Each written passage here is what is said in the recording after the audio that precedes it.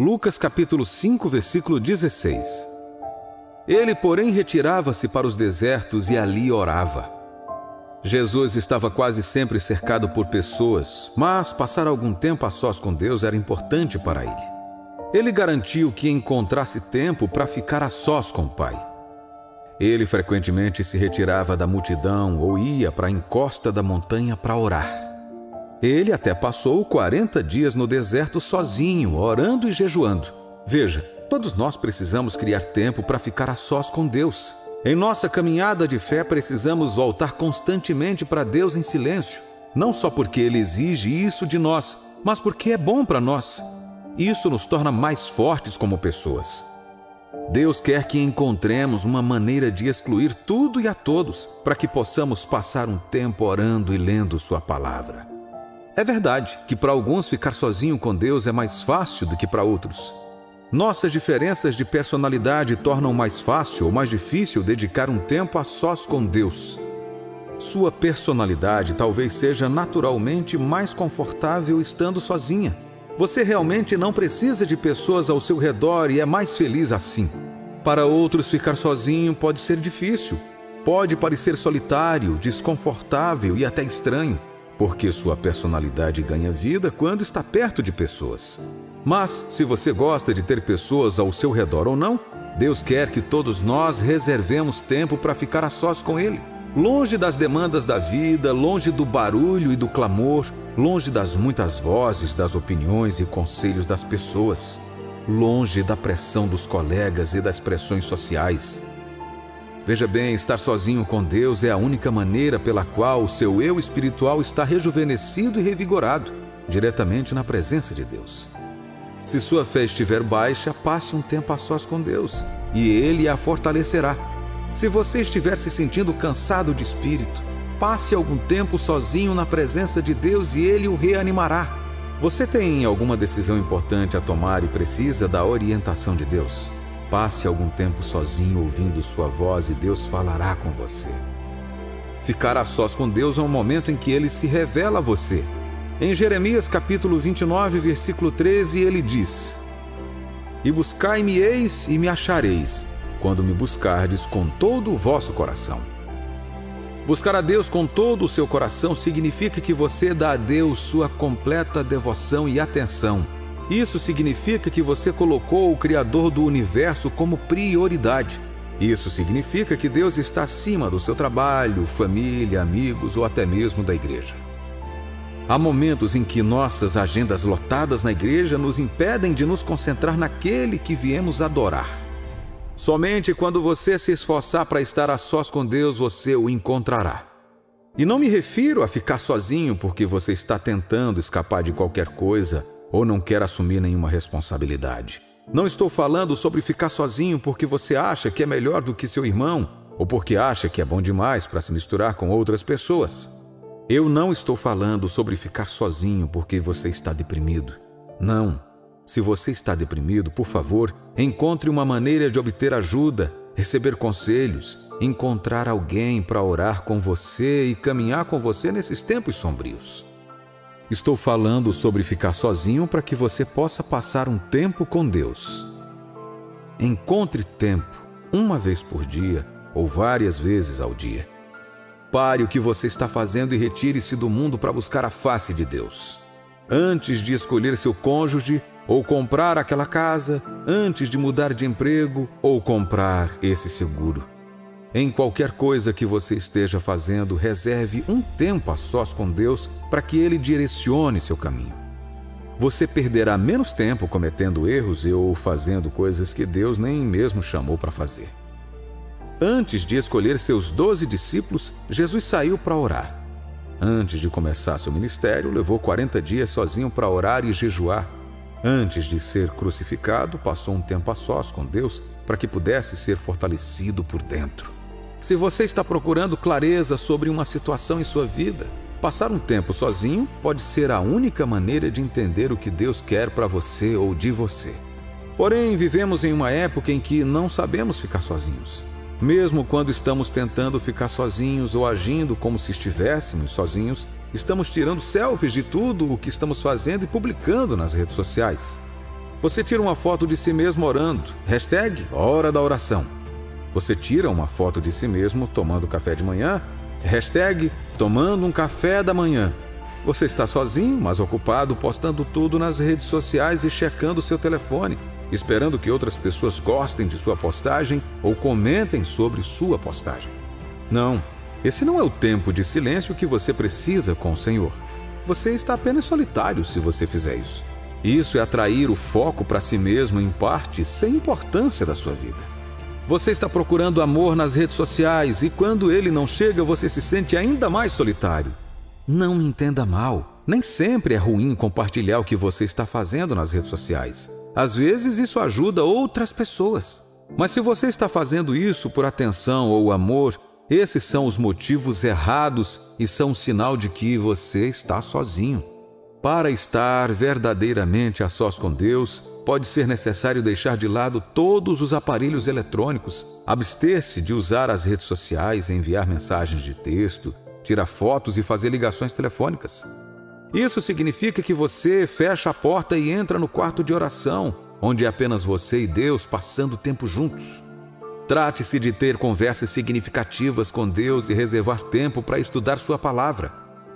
É quando todos os outros ruídos foram abafados e a única coisa que você pode ouvir é a voz de Deus Todo-Poderoso falando ao seu coração. Curiosamente, Deus também quer que fiquemos sozinhos às vezes, simplesmente para descansar. Sim, descanse. Marcos capítulo 6, versículo 31. E ele disse-lhes: Vinde vós aqui à parte a um lugar deserto e repousai um pouco. Porque havia muitos que iam e vinham e não tinham tempo para comer.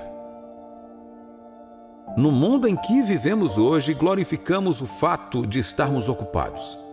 Estamos passando de uma reunião para outra, de um negócio para outro, de uma função para outra.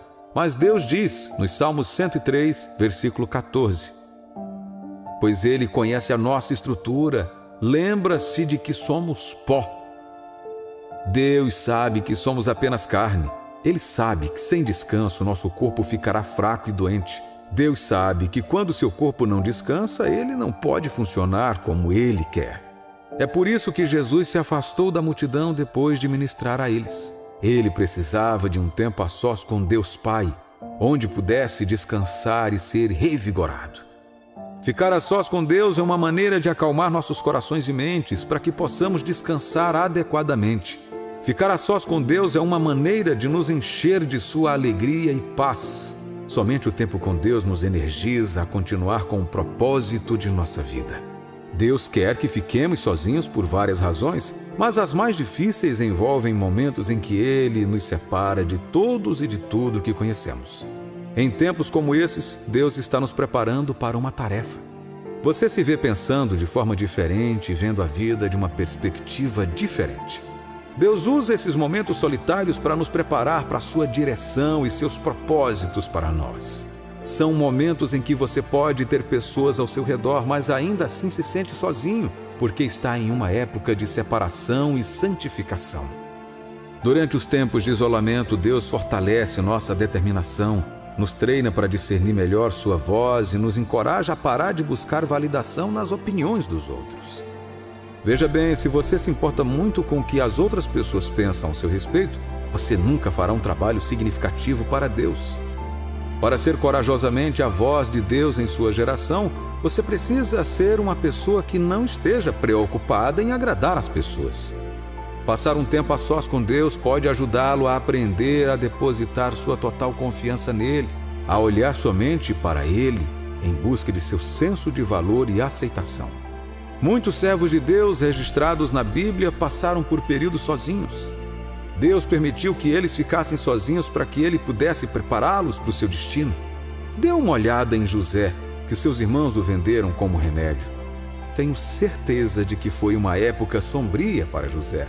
Uma época em que ele se sentia traído, sozinho e abandonado.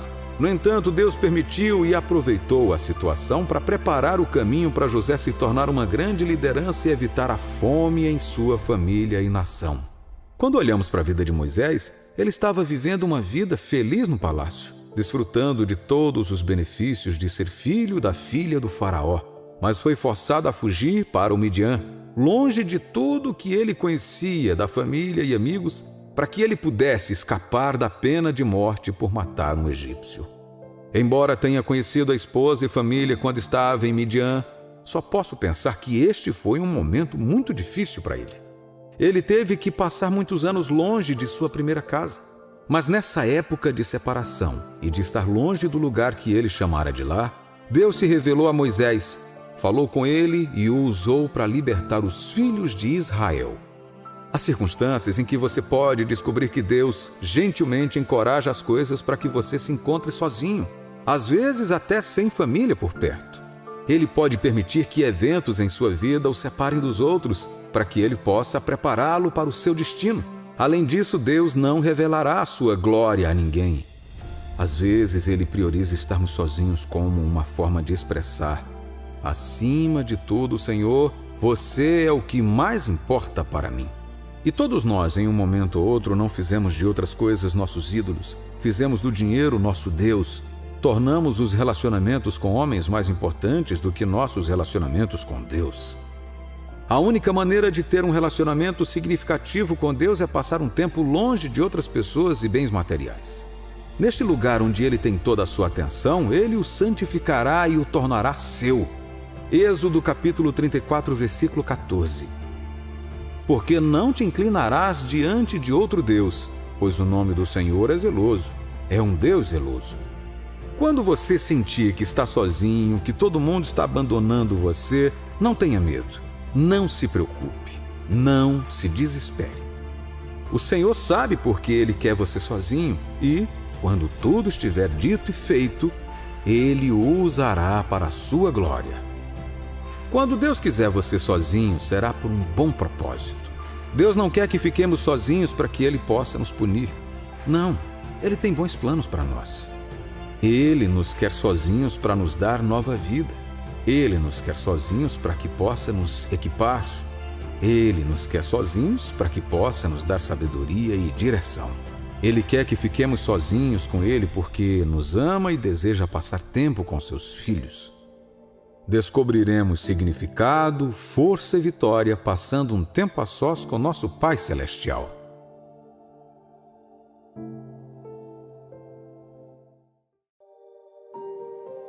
Você já leu na Bíblia que todas as coisas cooperam para o bem daqueles que amam a Deus e são chamados de acordo com o seu propósito? Você já parou e ponderou sobre o que isso significa? Veja, acho que deixamos a lógica, os prêmios baseados no mérito e o resto do mundo nos moldar tanto que é difícil entender o que esse versículo da Bíblia significa. Deus pode realizar seus planos de vida, e até da pessoa mais improvável que você possa imaginar. Deus é capaz de pegar uma pessoa sem mérito, absolutamente sem nenhuma qualificação, zero chances, e mudar sua vida para cumprir seu propósito. Quando Davi escreveu em Salmos, versículo 16, capítulo 6, ele disse: As linhas caem-me em lugares deliciosos. Sim, coube-me uma formosa herança. Davi quis dizer que seu destino dado por Deus era sua herança, ou legado. Ele quis dizer que Deus lhe deu o direito de reivindicar. Embora Davi vivesse na antiga e inferior aliança, sob a lei, ele sabia algo que alguns de nós não sabemos, embora vivamos na nova e superior aliança. Se você ler os versículos antes desta grande proclamação de Davi, o homem segundo o coração de Deus verá por que ele tinha tanta certeza de que Deus faria isso por ele. Em Salmos capítulo 16, versículo 1 a 5, diz: Guarda-me, ó Deus, porque em ti confio. A minha alma disse ao Senhor: Tu és o meu Senhor.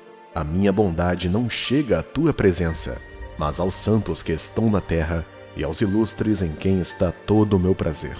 As dores se multiplicarão àqueles que fazem oferendas a outro Deus. Eu não oferecerei as suas libações de sangue, nem tomarei os seus nomes nos meus lábios. O Senhor é a porção da minha herança e do meu cálice. Tu sustentas a minha sorte. Fique de olho em como suas palavras fluem. Ele começa identificando a fonte da sua ajuda. Nem sua mãe, nem seu pai, nem conhecidos ou amigos. Deus era aquele que ele chamava de refúgio, não sua esposa ou filhos. Em seguida, ele continua e declara por quem preferiria estar cercado. Não pelos príncipes ou rainhas, não pelos ganhadores do Prêmio Nobel da Paz, não pelas celebridades, mas homens piedosos, homens e mulheres piedosos. Para ele, essa era a verdadeira nobreza. Essas eram as verdadeiras celebridades. Essas eram as pessoas para manter companhia. Isso soa estranho para você? Você olha em volta e vê a vida dos cristãos como uma piada? O que torna os filhos de Deus, os justos, aqueles que Davi, o homem segundo o coração de Deus, chama de verdadeira nobreza. No livro 1 de Pedro, capítulo 2, versículo 9, diz: Mas vós sois a geração eleita, o sacerdócio real, a nação santa, o povo adquirido, para que anuncieis as virtudes daquele que vos chamou das trevas para a sua maravilhosa luz. E Apocalipse, capítulo 1, versículos 5 e 6 confirma isso. E da parte de Jesus Cristo, que é fiel e testemunha, o primogênito dentre os mortos e o príncipe dos reis da terra, aquele que nos amou e em seu sangue nos lavou dos nossos pecados e nos fez reis e sacerdotes para Deus e seu Pai, a ele glória e poder para todos sempre. Amém. Se a palavra de Deus é o pensamento, a intenção e a perspectiva de Deus, então devemos acreditar nela pelo que ela é. Podemos ver que a Bíblia diz que Deus não só nos liberta de nossos pecados, mas também do diabo. Ele então fez algo ainda mais impressionante. Ele nos aceitou falhos e imperfeitos como somos. Ele foi tão obstinado quanto nós e nos fez seus governantes e sacerdotes. Esses dois títulos indicam obrigações maiores, mas também mostram que fomos elevados e nos dão acesso à herança de Deus. Você pode imaginar isso por um momento? Então, realmente não importa como sua vida está agora.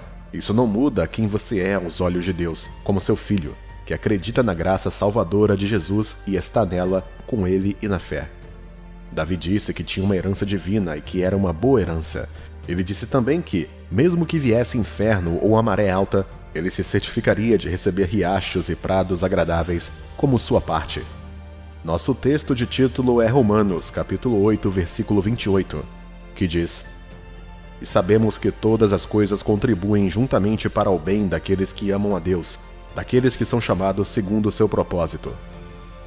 Por favor, anote cuidadosamente essas palavras. Sabemos, estamos seguros e convencidos de que tudo, não apenas algumas coisas, mas tudo, o bom, o ruim, o feio, o doce, o azedo, o prazeroso, o doloroso, todas essas coisas trabalham juntos para o nosso bem. Esse é o mesmo entendimento que Davi teve, e é o mesmo entendimento que eu quero que você tenha agora. Onde você está na jornada da sua vida hoje?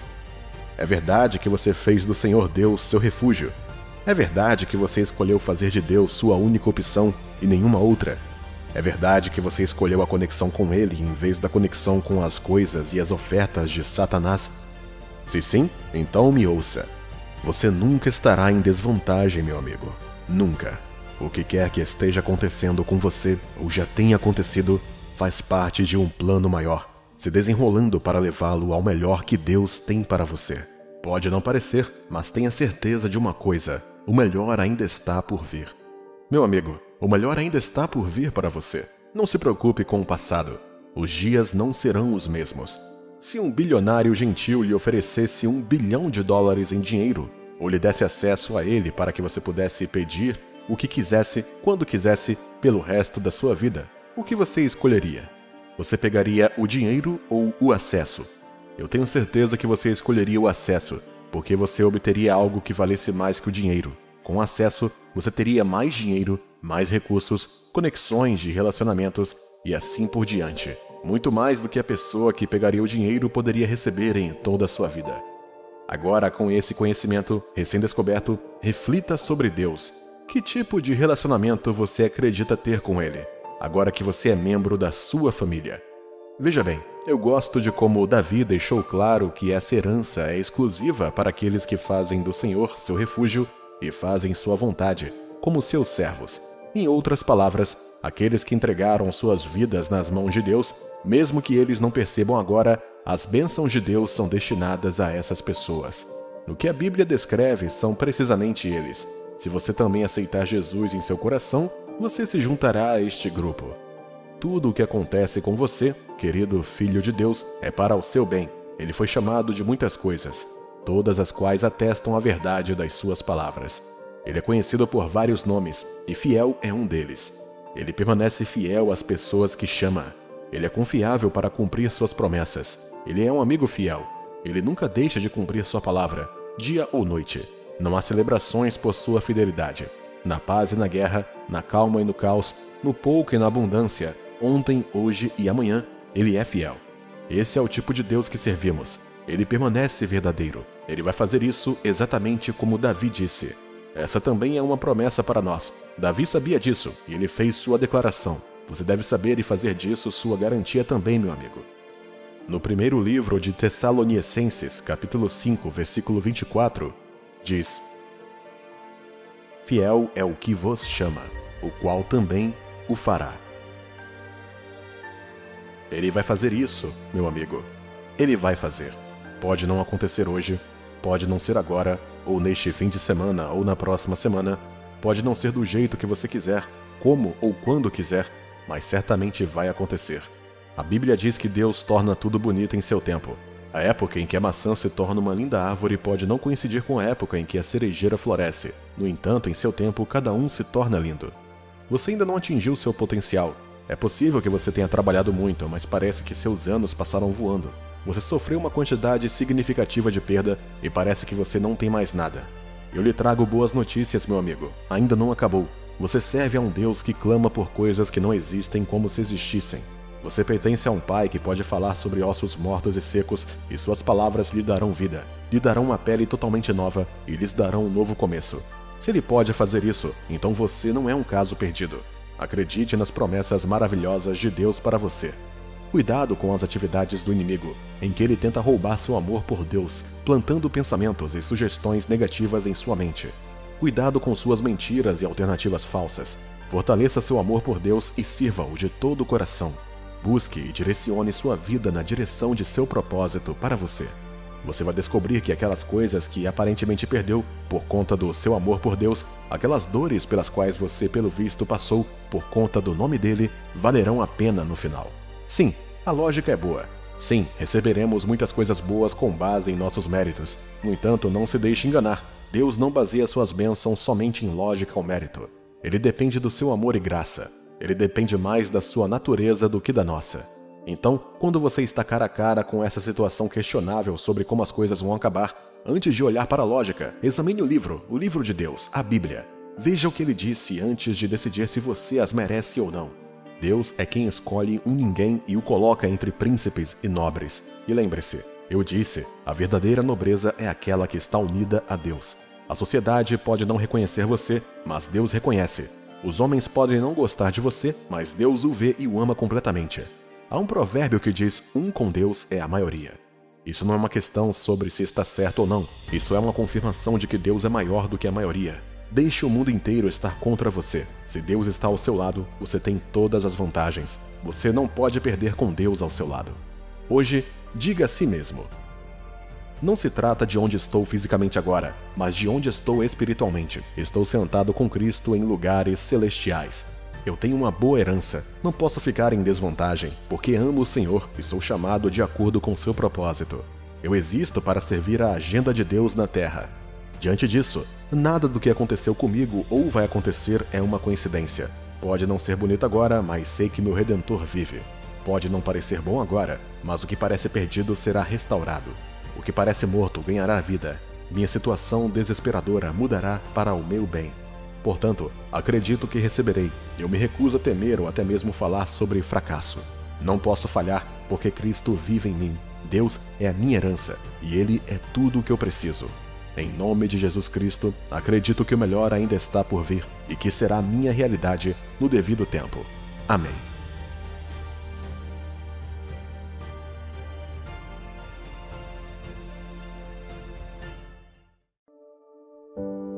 Os relacionamentos são um dos maiores presentes da vida. Família, amigos, entes queridos, pais, filhos, colegas. Nossos relacionamentos com as pessoas formam a beleza da sociedade e da comunidade. Através dos relacionamentos, somos capazes de encontrar companheirismo e construir união. Por meio de nossa associação com as pessoas, somos capazes de nos conectar uns com os outros, independentemente de origem, história, raça ou status social. Até mesmo a Bíblia, ao expressar o poder de ter alguém ou pessoas em sua vida, disse em Eclesiastes, capítulo 4, versículos 9 a 12: melhor é serem dois do que um, porque tem melhor paga do seu trabalho. Porque se um cair, o outro levanta o seu companheiro. Mas ai do que estiver só, pois caindo não haverá outro que o levante. Também, se dois dormirem juntos, eles se aguentarão, mas um só, como se aguentará? E se alguém prevalecer contra um, os dois lhe resistirão, e o cordão de 3 dobras não se quebra tão depressa. Além disso, quando Deus criou o homem no Éden e abençoou a humanidade para que se multiplicasse por toda a terra, Ele estava estabelecendo a essência da comunidade. O homem foi construído para ser um ser social, para viver em comunidade, para se comunicar. É por isso que temos olhos para ver, ouvidos para ouvir, pés para se mover, mãos para tocar, pele para sentir o toque e assim por diante. Você pode amar a si mesmo, mas estar cercado por pessoas amorosas faz uma grande diferença. Muitas vezes você pode ser capaz de se ajudar, mas em alguns momentos você precisará da ajuda de outras pessoas. E saber que elas estão lá para ajudá-lo é uma grande bênção. Isso foi algo que Jesus percebeu.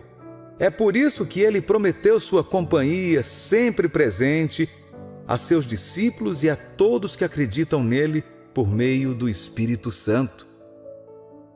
João capítulo 14, versículos 17 e 19. O Espírito de verdade que o mundo não pôde receber, porque não o vê nem o conhece, mas vós o conheceis, porque habita convosco e estará em vós. Não vos deixarei órfãos, voltarei para vós. Ainda um pouco, e o mundo não me verá mais, mas vós me vereis, porque eu vivo e vós vivereis. Isso é uma coisa tão linda, sabendo que enquanto você viaja pela vida enfrentando a turbulência, as mágoas e as tempestades, os altos e baixos, você sempre terá alguém perto de você quando ninguém mais puder estar. Existem diferentes tipos e níveis de relacionamentos que desenvolvemos ao longo da jornada da vida. O valor de cada relacionamento é determinado pelo tipo de conexão que compartilhamos ou pelo tipo de benefício que eles trazem para nossas vidas. Por exemplo, com ou sem benefício, porque estamos conectados à família pelo sangue, compartilhamos uma conexão especial com os nossos pais e irmãos. Não importa quantas diferenças você possa ter com sua família, ela ainda é sua família. Nada pode mudar o fato de que o mesmo sangue flui pelas suas veias. Embora a família possa abandoná-lo e machucá-lo, eles ainda são o que são. Isso vale para o seu cônjuge. Veja bem, seu cônjuge partilha com você um vínculo físico, legal e espiritual. De fato, a Bíblia diz que quando um homem e uma mulher estão devidamente e legalmente unidos no casamento, é Deus quem os uniu e ninguém tem permissão para separar essa união. É uma união vinculada na terra e no céu. Marcos capítulo 10, versículos 7 e 9. Por isso deixará o homem a seu pai e a sua mãe, e unir-se-á à sua mulher, e serão os dois uma só carne. E assim já não serão dois, mas uma só carne. Portanto, o que Deus juntou, não o separe o homem. Deus é glorificado em qualquer relacionamento que nos torne mais fortes, melhores e nos ajudam a cumprir seu propósito para as nossas vidas. Nossos amigos, cônjuges, conhecidos e familiares são uma adição incrível às nossas vidas. No entanto, hoje, caro amigo, Tome nota desta mensagem muito importante. Você nunca deve elevar alguém em sua vida a um ponto em que você tenha que implorar a ele ou a ela que permaneça em sua vida antes que eles o façam. Quando um relacionamento parece um favor feito de uma pessoa pela outra, não é mais um relacionamento. No mundo de hoje, há um desejo enorme no coração de muitas pessoas de se sentirem amadas, aceitas e desejadas. Esse desejo levou algumas pessoas a se entregarem, perdendo lentamente de vista sua própria autoestima, até serem reduzidas a nada, além de uma ferramenta, nas mãos de alguém que está lá apenas para um passeio divertido e as jogará fora quando quiserem. Amado, você é muito mais do que pensa que é. Você não é apenas alguém que busca a validação do mundo. Você não é apenas um homem ou uma mulher procurando ser amado pelas pessoas. Você é mais do que isso. Você é o filho do rei. Você não sabe disso? Quero dizer, o monarca do universo chama você de seu bem mais precioso. Ninguém vê em você o que ele vê, nem mesmo você mesmo. Davi, o doce salmista, perguntou uma vez nos Salmos 8, capítulo 3, versículo 6. Quando vejo os teus céus, obra dos teus dedos, a lua e as estrelas que preparaste, que é o homem mortal para que te lembres dele, e o filho do homem para que o visites? Pois pouco menor o fizeste do que os anjos, e de glória e de honra o coroaste. Fazes com que ele tenha domínio sobre as obras das tuas mãos. Tudo puseste debaixo de seus pés. Você também pode colocar seu nome ali mesmo, querido santo. Você é tão especial para ele. Ele chama você de geração escolhida. Ele te chama de realeza, um sacerdócio real. Ele te chama de nação santa. O Senhor Deus Todo-Poderoso olha para você e o chama de uma alma muito peculiar, especial, única e incrível.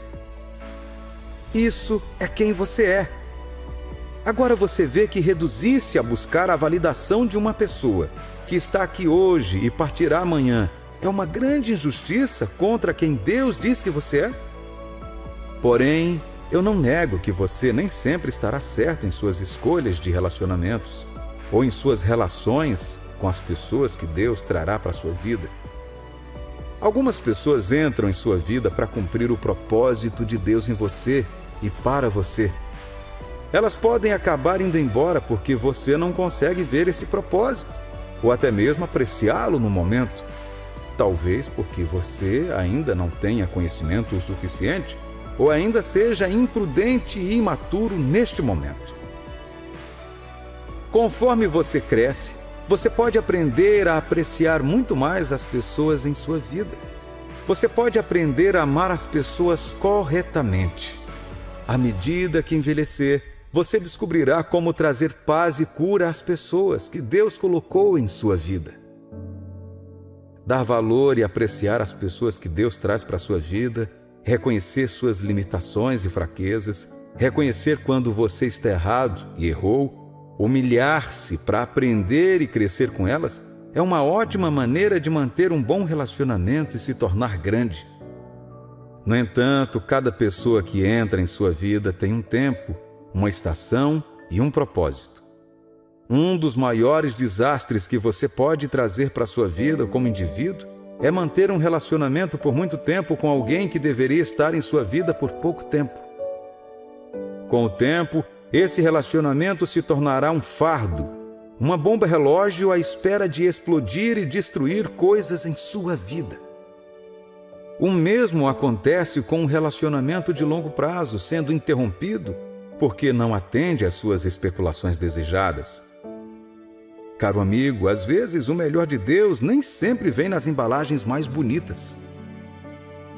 Não saber a diferença entre os tipos de relacionamentos que estão em sua vida ou como gerenciá-los trará mais perdas do que ganhos.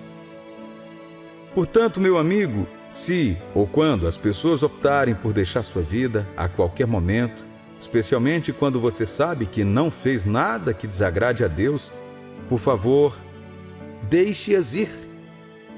Há apenas um relacionamento em sua vida que você não pode dispensar: seu relacionamento com Deus.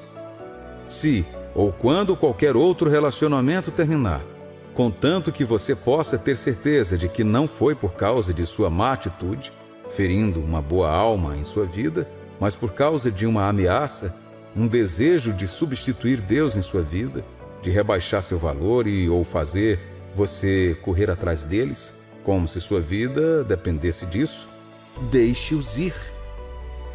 Jesus disse em João capítulo 15, versículo 5: Eu sou a videira, vós as varas.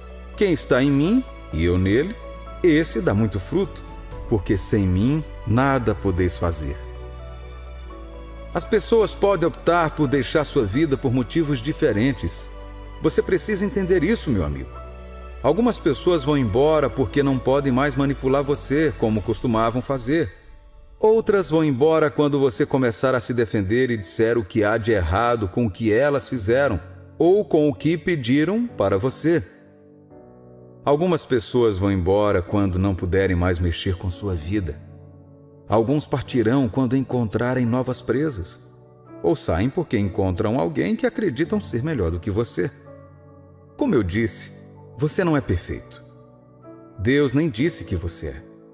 No entanto, você não permanecerá do jeito que está enquanto estiver à luz do que Deus disse a seu respeito, crescendo em sua graça e misericórdia.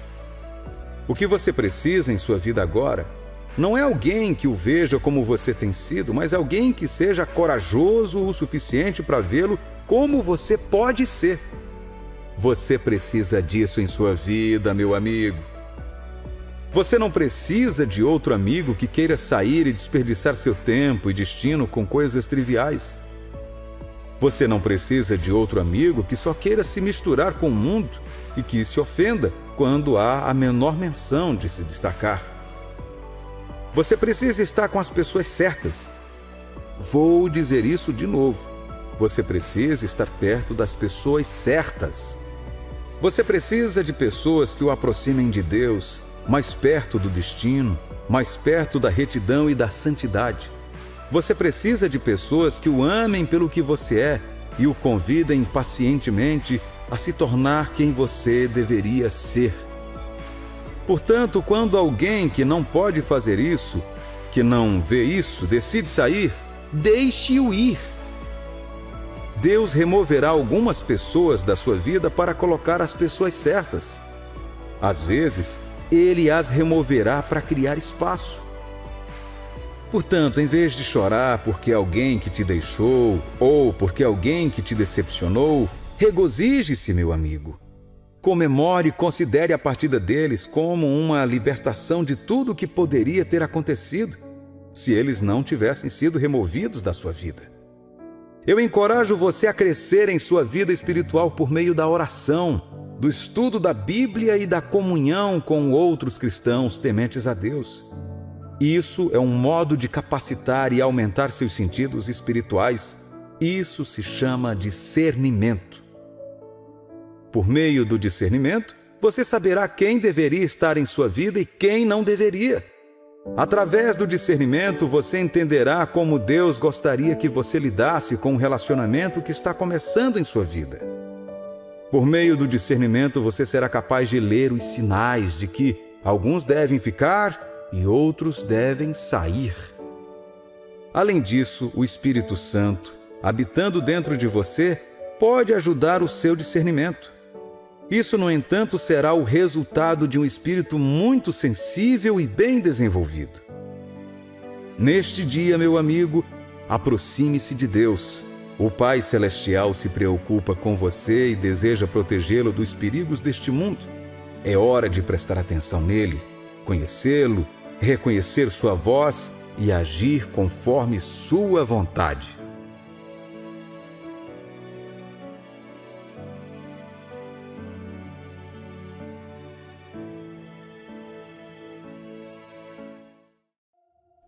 Para que eu pudesse transmitir essa mensagem a você corretamente, eu sabia que tinha que me colocar no seu lugar. Eu sabia que tinha que ser honesto comigo mesmo sobre uma coisa.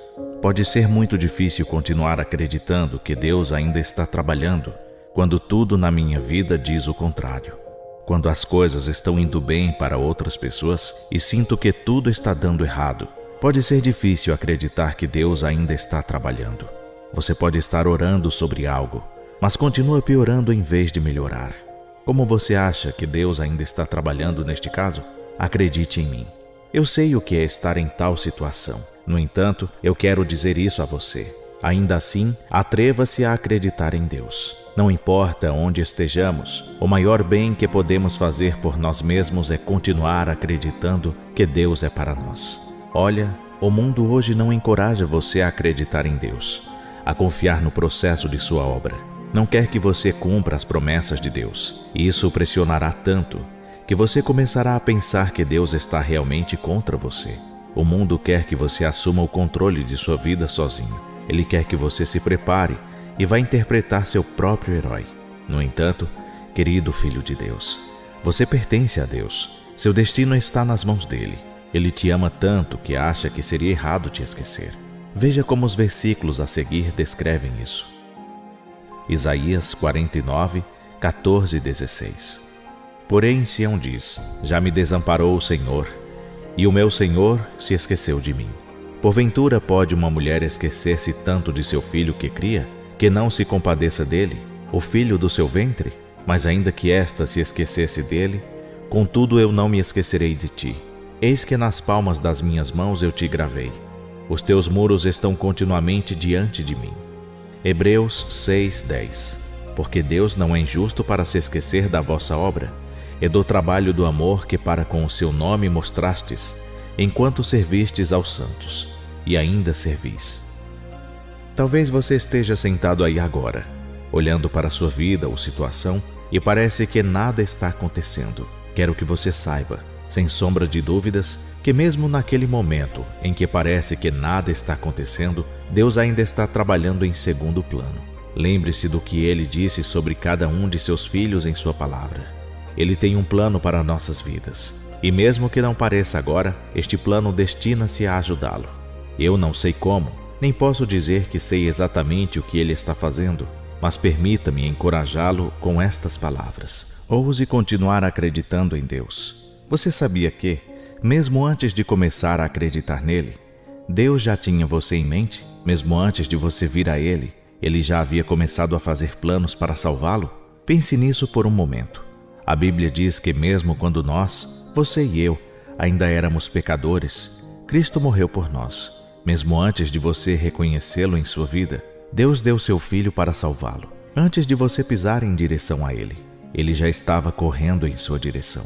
Antes de você chamá-lo, Ele estendeu as mãos em sua direção. Agora, pense por um momento. Se Ele fosse tão longe para salvá-lo, você acha que Ele faria tudo isso para deixá-lo do jeito que você está ou onde está agora? Paulo disse em Romanos 8:32, aquele que nem mesmo a seu próprio Filho poupou, antes o entregou por todos nós. Como nos não dará também com ele todas as coisas? Muitas vezes, esquecemos essa informação muito importante, mas estou feliz que você esteja vendo isso hoje. Lembre-se que, mesmo quando não parece, Deus ainda está trabalhando. Quando você está se candidatando a um emprego e parece que ninguém quer empregá-lo, Deus ainda está trabalhando em seu nome. Quando você está trabalhando e trabalhando, dando o melhor de si, e ninguém parece apreciar ou mesmo reconhecer, Deus ainda está trabalhando. Quando sua vida parece marcada pelo fracasso em todos os lugares que você vai, Deus ainda está trabalhando a seu favor. Ouça, você não precisa entender todos os detalhes. Encontre força nessas palavras. Deus nunca falhará com você. Mesmo que pareça que Ele o fez, Ele nunca o fará. Você consegue se imaginar no lugar de José? Visualize-se cheio de esperança e vontade de tornar seus sonhos e aspirações uma realidade. Então, de repente, toda a estrutura desaba como um castelo de cartas. Imagine como José deve ter se sentido quando seus próprios irmãos planejavam matá-lo, antes de finalmente concordarem em vendê-lo como escravo. Imagine-se no lugar de José, quando ele foi reduzido do status de um garoto rico, quase como um príncipe, a um escravo em uma terra estranha, longe de casa. Ele não conseguia escrever uma carta para o pai, Não havia telefone para entrar em contato com a casa. Você se sentiria perdido e sozinho, abandonado em tal situação. E mesmo quando as coisas pareciam se acalmar um pouco, e ele estava bem na casa de seu mestre, ele foi incriminado pela esposa do mestre e enviado para a prisão sem julgamento. Lembre-se de que esse mesmo José se recusou a pecar com a esposa de Potifar por causa de seu temor a Deus. Gênesis 39, 7 e 9. E aconteceu depois destas coisas que a mulher do seu senhor pôs os seus olhos em José e disse: Deita-te comigo. Porém ele recusou e disse à mulher do seu senhor: Eis que o meu senhor não sabe do que há em casa comigo, e entregou em minha mão tudo o que tem. Ninguém há maior do que eu nesta casa, e nenhuma coisa me vedou, senão a ti, porquanto tu és sua mulher. Como, pois, faria eu tamanha maldade e pecaria contra Deus? Ele estava muito consciente em agradar a Deus. No entanto, sua própria vida levantaria a questão: onde estava Deus em tudo isso? Por que Deus não o exonerou de todas as acusações? Por que Deus permitiu que ele fosse preso? Onde estava Deus quando ele estava sendo acusado injustamente e depois enviado para a prisão? Mas, querido amigo, sentiríamos falta de Deus se quiséssemos tão rápido tudo do jeito que queremos. Mas se você olhar de perto, do começo, do meio e do final da vida de José, Deus estava envolvido. Mesmo na casa de seu mestre, a Bíblia disse que Deus estava com ele e lhe concedeu favor, fazendo com que tudo o que ele fazia prosperasse. Embora fosse uma casa de escravidão, ele ainda prosperava lá. Ele foi isento dos sofrimentos dos outros servos. A maioria de seus servos teria sido morta, mas Deus fez com que eles o prendessem em vez disso. Por quê? Porque José fez o que estava escrito. Deus estava ocupado nos bastidores. Tudo estava indo do jeito que havia sido planejado. Mesmo na prisão, Deus estava com ele e lhe concedeu favor. Olha, como eu sei que Deus está sempre trabalhando e estava trabalhando na vida de José, mesmo nessa situação. Não foi por acaso que José foi preso na prisão real. Não foi por acaso que os servos do faraó o ofenderam e ele o jogou na mesma prisão real, onde José estava detido. Não foi por acaso que ambos tinham um problema naquela prisão que só José poderia resolver. Também não foi por acaso que a interpretação de José estava certa. E aconteceu exatamente como ele disse que aconteceria. Isso não é tudo, meu amigo. Lembre-se, eu disse, mesmo quando não parece, Deus ainda está trabalhando. Você deve se atrever a continuar acreditando. Depois de tudo o que aconteceu, tudo voltou a ser como costumava ser. O servo foi libertado e se esqueceu de José. Eu gostaria de acreditar que Deus permitiu que ele esquecesse. Por quê? Porque se eles libertassem José imediatamente, ele não seria capaz de ocupar a posição que Deus havia planejado para ele. Talvez ele se tornasse outro servo e Deus tivesse outra coisa em mente. José não foi feito para ser um servo por toda a vida. Seu destino era governar e tudo estava em andamento para levá-lo a esse destino. Então Deus fez o servo esquecer de José por um tempo. Deve ter sido doloroso ajudar alguém e ser esquecido. Mas não se esqueça, Deus ainda está trabalhando. Não estabeleça o seu destino quando Deus não o fez. Atreva-se a confiar nele. Não importa o que aconteça. Então, alguns anos se passaram, e era hora de José se revelar. Era hora de ele dizer o que sabia. E isso deveria ser um fato marcante. O que Deus fez, então? Ele permitiu que surgisse um problema que somente José poderia resolver. O faraó teve um sonho que nenhum de seus sábios poderia resolver. Foi nessa época que o servo se lembrou de José. Você percebe isso? Tudo o que José havia feito e passado o estava preparado para esse grande momento. Esse foi o momento da vida dele e, cara, ele estava pronto. Ouça como o salmista escreveu sobre isso. Salmos 105, 18, 22. Cujos pés apertaram os grilhões, foi posto em ferros, até ao tempo em que chegou a sua palavra. A palavra do Senhor o provou, mandou o rei e o fez soltar. O governador dos povos e o soltou. Fê-lo senhor da sua casa e governador de toda a sua fazenda, para sujeitar os seus príncipes a seu gosto e instruir os seus anciãos. Você conhece o resto da história. José deu a interpretação e acrescentou instruções sábias. Isso agradou ao rei e a todos aqueles que testemunharam José. Foi assim que ele foi promovido a primeiro-ministro do Egito sob o faraó. No entanto, No grande esquema das coisas, Deus estava cumprindo um plano por meio do destino de José, que salvaria não apenas a nação egípcia, mas a raça israelita e outras nações que se beneficiariam disso durante a fome. Eu não sei o que você está passando ou onde você está agora. No entanto, eu quero solicitar a você: não pare de acreditar em Deus. Não é seu trabalho descobrir como Deus responde ou responderá a você. Não é seu trabalho saber quando Ele lhe responderá. Ele te deu um trabalho, que é acreditar. Jesus disse em Marcos 5:36. E Jesus, tendo ouvido estas palavras, disse ao principal da sinagoga: não temas, crê somente. Só acredite, meu amigo. Não pare de acreditar. Eu sempre digo às pessoas, e acredito que esse é um ótimo momento para contar, porque o que você ouve é igualmente importante para influenciar o que você acredita. Eu digo às pessoas: se você tiver força para dar mais um passo, coloque-o à sua frente. Deus nunca voltará atrás no que prometeu a você, se você mantiver seus olhos e coração nele. Meu Deus ainda está curando os doentes, meu amigo. Não pare de acreditar nisso. Deus ainda está ressuscitando os mortos. Não pare de acreditar. Deus ainda está mudando as histórias da vergonha para a honra. Não pare de acreditar. Deus ainda está mudando vidas. O que você precisa fazer? Continue acreditando. Se você continuar acreditando, chegará à linha de chegada. Se você está tendo dificuldades para acreditar em Deus, nesta época de sua vida, eu gostaria de encorajá-lo a pedir a ajuda dele agora mesmo. Eu lhe digo a verdade, assim como o pai da criança doente da Bíblia fez. Nas suas palavras: Pai, eu tenho fé. Eu gostaria de ter mais fé em você do que tenho no momento. Por favor, ajude-me a superar minha incapacidade de acreditar. Ajude-me a manter a pouca esperança que tenho, pois preciso mais do que mereço. Por favor, ajude-me a acreditar, apesar do meu ceticismo. Tenho fé que você ouvirá minha oração e me salvará, assim como fez com José. Confiarei em você enquanto eu viver, e sei que um dia em breve, tudo o que você me prometeu acontecerá. Obrigado, Senhor. Em nome de Jesus. Amém. Não perca a esperança, querido filho de Deus. Deus ainda está fazendo milagres. Continue acreditando. Tudo é possível para quem acredita.